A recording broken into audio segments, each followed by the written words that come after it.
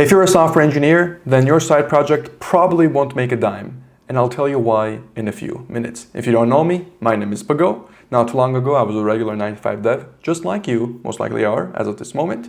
And now I'm a co-founder of AB Analytics, a 7-figure B2B consulting firm. We're very close to getting to 8 figures, and this series is all about how I'm gonna get it to 10 figures, $1 billion. Without further ado, let's jump straight into the video. So as always, we're gonna start off the daily updates with a YouTube Q&A, which is basically a question and answer. I answer any of the questions you guys put on YouTube, through comments, obviously. And then we get into the title of today's video, which is Your Side Project Won't Make a Dime, and here is why. And then we'll get into a little bit of strategizing with regards to my own YouTube channel and a few other things, and just see how well we're growing. So let's get started with the YouTube comments. So let me refresh this really quickly. Perfect. We've got 2, looks like, comments since yesterday. Matthias says, your title had my respect, but your thumbnail is going a different direction. There is more to a story than just building something to earn money. You have to be passionate and enjoy the journey to get there, to truly enjoy making $1 million business with long nights and hard work because you enjoy doing it, not because you just want to get some money in the end. Looks like you did not watch the video, Matthias, but thank you so much for the comment. Appreciate it. VSP, what does your system for skill development entail? So I think this is based on the question from yesterday. Okay. I think I know exactly what you're referring to. So let me actually answer that. So when we talk about skill development,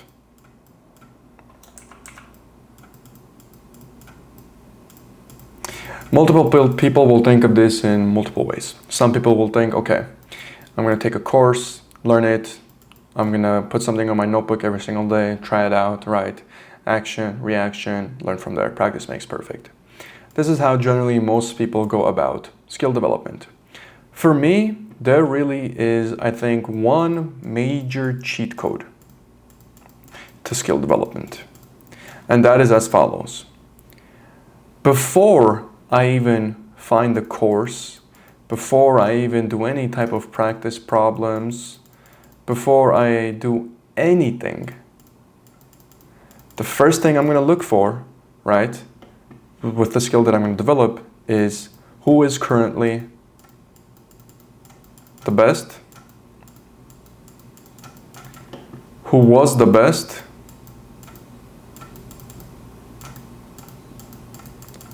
and who will be the best. So the reason I ask these 3 questions is as follows. First and foremost, humans die, if you didn't know. Meaning you cannot always be the top one. Somebody else will come and pass you. There's always a bigger mountain. So with regards to anything that I'm going to learn, since it is 2025, there will be somebody who is currently the best at it. There will also be somebody who was the best at it before this guy overtook them, this guy or girl, right? Or this individual simply just passed away. Maybe they existed a long time ago. And then I'll take a look at who will be the best. Contenders, competition for this individual, okay? The reason I'm doing that is simple. In order for me to develop any type of skill, I want to learn strictly from the best, but not just the best specifically. I want to learn from somebody whose life is directly applicable to mine. Now, let's say I want to learn the piano. I can go to the best piano teacher, right, and learn from them. However, how applicable is their teaching style or is their general style of piano to me specifically, right? Because they have to ask me, well, what am I learning? Am I learning jazz, boogie woogie? Am I learning more classical? What am I exactly learning on the piano, right? And besides that, maybe the teacher that I'm learning from, I cannot bond with him or her because we are just not alike at all. And as a result, I don't actually learn in the best possible way that I could. So what I'm looking for isn't only the fact that they're the best, but they're the best for me. They're the best fit for me. The easiest way you can think about this is only learn from somebody who you would want to switch lives with. So if you're taking relationship advice, if you're learning from somebody with regards to relationships, only do it from somebody who you would want to trade places with. I'm not saying you have to trade places. I'm saying you would want to. You would be okay with trading places, right? Only learn from that kind of individual. So when it comes to my system for skill development, this is exactly who I look for. I look for the individual who has the skill that I'm pursuing, and I will be glad to switch places with him in accordance to the skill that I'm learning. If, let's say, I want to learn about relationships, I take a look at his existing or her existing relationships, and I'm like, okay, I will want that. Is this something that I want? Is this something that I'll be content with? Only then will I choose them. Once I do find somebody, right? When I do find somebody who has that specific skill, what I do is what I call blitzkrieg. Now, you might know this from World War II, right? But this I refer to as an outreach method. I do everything in my power to get in contact with said individual, including but not limited to LinkedIn, Instagram, text messages, calling, physical mail, email, everything under the sun. When I mean blitzkrieg, I mean blitzkrieg. Like an analogy would be I'm bombing every single outlet that they have with regards to messaging, okay? So I'm gonna try to get their attention in as many ways as possible. Once I have their attention, right? That's a pretty good eye, I think, honestly. Once I have their attention, now what I'm gonna do is go with my ask. Since I want something from them, specifically that skill, right? I'm gonna go one of two ways. A, give them money for it, which is the universal, essentially, trading block, right? This is what everybody accepts as a trade, or maybe give us something a little bit more personalized to what they need. Okay? Now, if they don't want money, they want something else, and I can help them get that, I will give that to them in exchange for the skill. And then I will learn the skill exactly in the manner that that individual guides me to learn. So if he tells me you need flashcards to learn this, if he tells me you need to get a journal or notebook to do this, that's exactly what I'm going to do. I'm going to learn it in the form that that individual tells me to do. So my exact, essentially, process for skill development is I find the person who's the best at it, I hunt him down, essentially, and I get him to work with me, okay? Now, where did these two come into play? I will validate his teachings. I will see how credible he is by comparing him to these individuals. Because most often than not, he probably learned from who was the best in the past. At least some percentage of his existing skills will mirror this individual over here. And as to who will be the best, his direct competition, I can also learn from them because they're constantly trying to improve and one-up another. So you can take a very specific skill, let's say copywriting, let's say coding, right? Coding on Rust, right? I would find the best Rust coder and then see who was the best before, right? Who will potentially be the best, like the next generation, and then study those three individuals. And that's how I would determine, is the existing one, you know, the best individual for me to mirror and actually get to learn from. I have never met an individual that was not willing to teach me based on either the money that I provided them or simply doing something very personalized for them. Almost everybody was welcomed me with open arms. That's because I did it the right way. I didn't just go and beg for them. I didn't just ask them to do something for me with nothing in return. In fact, most individuals, I would ask them, hey, $1,000 per hour, essentially, hop on a call with me. Most individuals would be more than willing to do that. So that's how I would go about it. It's the biggest cheat code that I would recommend. If you don't have the money up front to pay for that, I would highly recommend doing something personalized for them. If you can't do that or you don't want to do that, the next best option is you do the same exact exercise, try to get it out of them for free. If that doesn't work, you refer to who was the best, because that information is free and online and you can learn from them. And also, you take a look at the competition. You mentioned that you decided to reach out to the best. You were ignored by him, or he did not take you up on your offer, so you would like to take them up on their offer. Or if you don't even want to bring that up, you can just say, hey, I know you're one of the best in the world at this specific thing. I'm going to learn from you. That's pretty much my exact system for skill development. And I've applied this to everything, especially YouTube. I learned from essentially the top YouTube creators, right? Paid for their courses, got into a mentorship with them, paid to be one-on-one with them. My own business, right? Once I had enough money, started investing into myself to learn these skills. With everything I do, this is how I do it. Now, let's get into the topic of today's video. Your side project probably won't make a dime, and here is why. Now, Why am I saying this?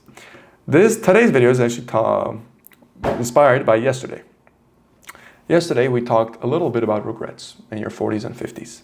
And a few people actually emailed me saying that, well, they've already tried to make stuff and it didn't make any money and they're not going to try again because they were unlucky or they missed the timing. And when I asked, why didn't it make money? They told me something very interesting. They said, well, I asked people, I talked about it on Reddit, I sent people emails, I tried for 2 or 3 months and nothing ended up happening. I'm like, okay, 2 or 3 months of active outreach, not a single sale. So this video is different from choosing an idea, from finding a pain point, right?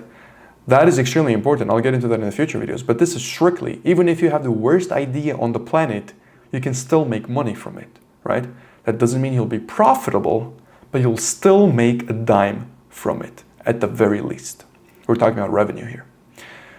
So I said, okay, 2 to 3 months of outreach, there is absolutely no way that you did not get a single dime if you actually tried doing outreach.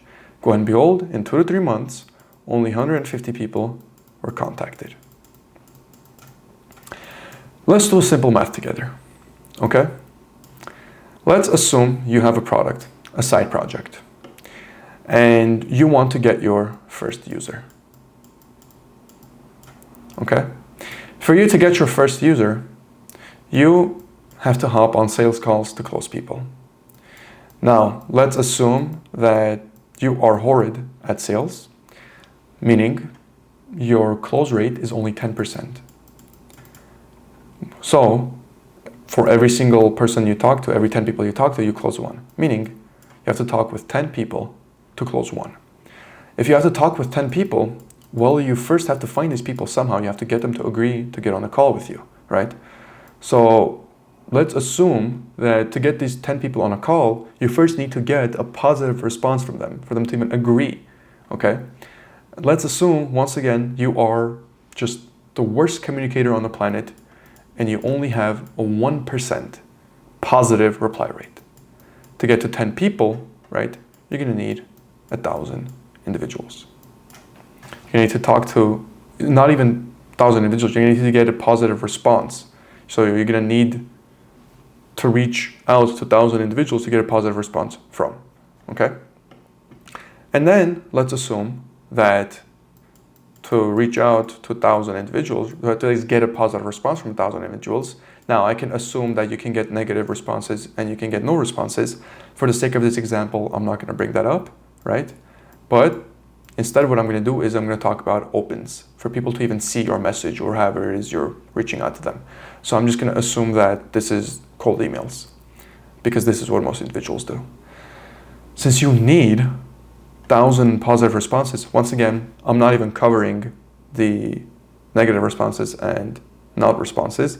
This number will actually be way higher than what I'm going to get to. But let's assume that only, once again, 10% of your emails are opened, which will mean you need 10,000 people to reach out to get to 1 user, okay?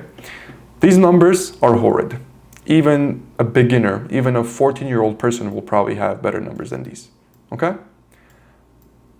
Now, where does our pain point, where does our idea, problem, and pain point come into play? Well, it's in these dynamic percentages. The better your pain point, the more painful it is, right? The more painful it is, and oh, these are tears. Oh man, I really need to take some drawing classes. There you go, that's a tear. The more painful the problem, the higher the base stat of these percentages, okay? And the easier it will be to increase these down the line because these are dynamic. So whether you want to or not, these will increase because you will naturally get better at speaking, at outreaching, at crafting messages. So these will always increase. However, what a good pain point does for you is, let's say instead of 10, you might start off at 30, right? Instead of 1, you might start off at 2. Instead of 10 here, you might start off at 30 again. That's what a good pain point does for you. For example, if you find the cure to cancer and you put that in your email, I found the cure to cancer, here it is, your open rate is probably going to be 100%, right? or at least very close to 90, and your reply rate will also be very high, and the people that hop on a sales call with you will also be very high. And that is independent of your skill. You could be the world's best copywriter, but just because you chose a good enough problem, and as long as you did the basics correctly, you don't need to do some crazy A/B testing or whatever, because it's gonna be marginal, right? So let's say if I'm just an average copywriter with the world's best pain point, and I have an 80% open rate, and then somebody else that's the world's best copywriter with the worst pain point in the world that has, let's say, an average open rate of 10%, even though this guy's the best in the world at what he does, this guy will still win because of the pain point that he chosen. That's the biggest outlier. That's the biggest leverage that you have. This is like, you can think of this as like a 10,000x leverage, right? So this is why you'll see oftentimes a very good copywriter or a very good marketer still suffering because they are in the wrong industry. Well, I shouldn't say industry, they chose the wrong pain point, right? They're pursuing something that's not necessarily the best. Regardless, you can always sell it given you do enough outreach. For God's sake, people sold bathwater, right? I mean, you can sell anything on a planet. Just doesn't mean you're going to be profitable, but you can definitely sell anything. So this is what I mean when I say most often than not, your side project won't make a dime. That's because you've not done nearly enough outreach. And not only that, you haven't allowed yourself to get good enough at these yet to raise these numbers up, right? Because even if I double this, all of a sudden, right, I only need 500 now. That's a crazy amount, okay? Same thing with this. If I, let's say, turn this to 50%, right, I only need 2 people now. Look at that drop, okay, instead of 10. So understand that the reason that your side project will not make money, most likely, is because A, you're not doing enough outreach, you're not doing enough marketing, right? You're not putting enough emphasis on it. If you are doing enough marketing, you're not giving yourself enough time to get these dynamic stats higher because you're not understanding that you're still a beginner. You need to put in the reps to get these to be as high as possible. And third, the pain point that you've chosen probably isn't painful enough to warrant immediate results. Some individuals, I've had students that get a result within 10 days, 20 days. Others take months. It all depends on the pain point that you've chosen. So here, the skill isn't nearly as important as what you have chosen, okay? You can argue with me as much as you want on this, but this is something that I'll take to the grave because I've seen it time and time again.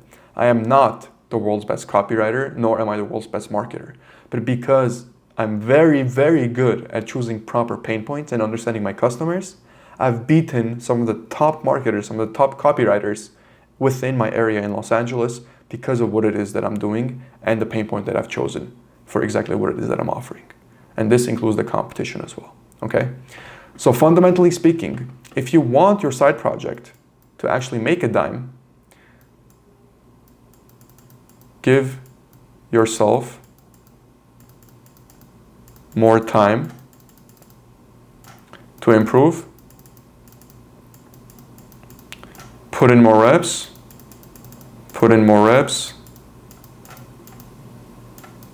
and last but not least, focus on pain. This is crucial. If you do these 3 things, I guarantee you, even if you're not profitable, you'll still make a little bit of money with your side project, and you'll know that it's possible for you to make money outside of a 9-to-5. This is extremely important that you understand. Okay, so this video is a little short. I just wanted to, talk a little bit about this and break this down with a math formula so you understand. End of the day, everything is just an input and output formula. If I have 10,000 ins, I can have 1 out. And I know since these is dynamic, over time I'll get better. And this will go down to, let's say, 5,000. Okay, that's essentially how easy it actually is.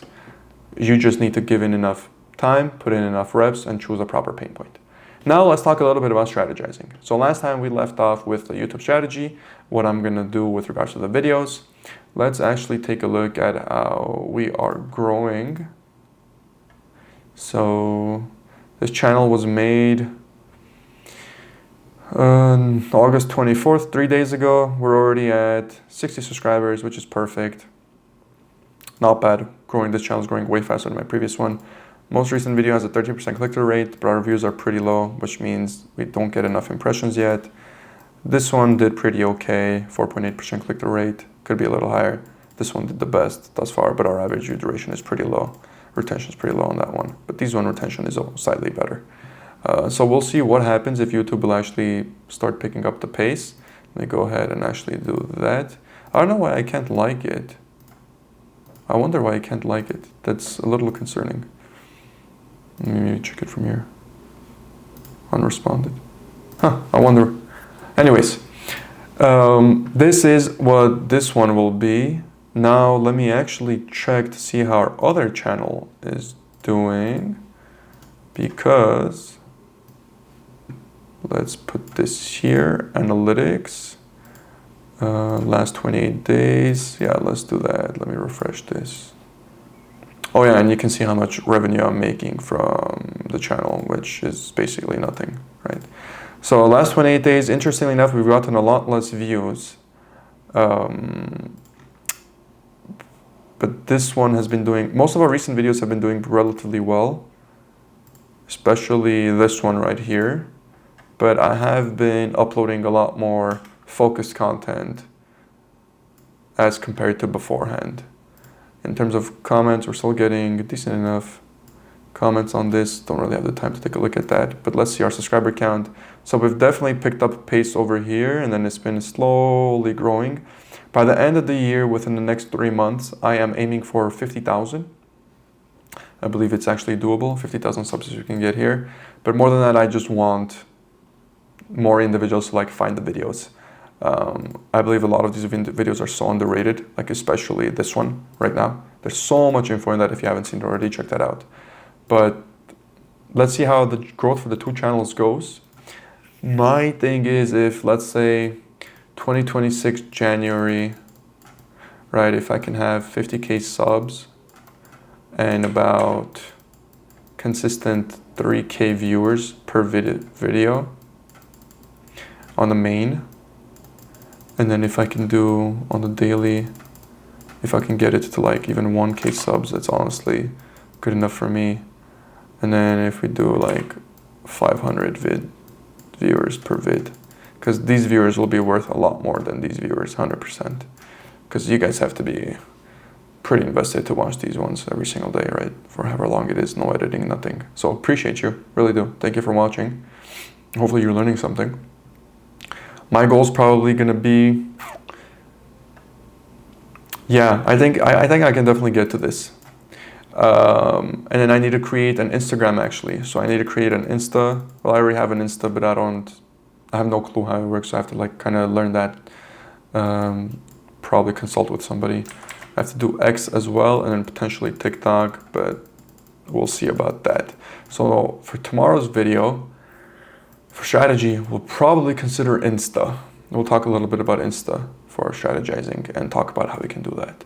Well, I think that's pretty much it for this video, what I wanted to discuss. As always, if you guys have any questions, just drop it in the comments below, and I will see you tomorrow.